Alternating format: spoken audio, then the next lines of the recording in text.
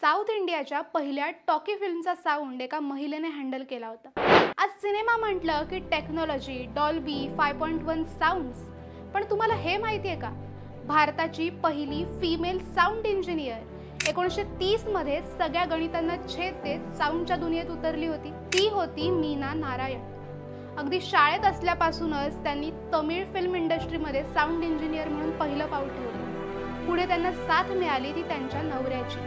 त्यांच्या नवऱ्याचं नाव होतं ए नारायण। साऊथ इंडियाच्या पहिल्या टॉकी फिल्मचे ते डायरेक्टर होते। त्यांचं स्वप्न होतं की त्यांच्या फिल्मचं साऊंड हँडलिंग भाषेची आणि संगीताची जाण असलेल्या व्यक्तीने करावं, आणि मीना ते स्वप्न अक्षरशः जगली। श्रीनिवास कल्याणम या दक्षिण भारताच्या पहिल्या टॉकी फिल्मचा साऊंड मीना नारायण यांनी हँडल केला।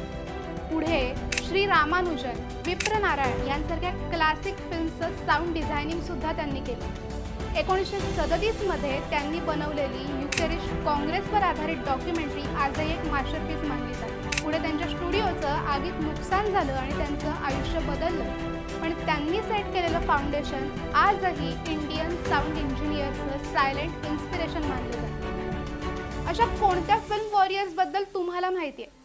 सांगा आम्हाला कमेंट्समध्ये। ही रील आवडली असेल तर लाईक करा, शेअर करा आणि आपल्या चंद्रकोर फिल्म्सच्या इन्स्टा पेजला फॉलो करायला विसरू नका। आणि हो, आपल्या यूट्यूब चॅनलला सुद्धा भेट द्या।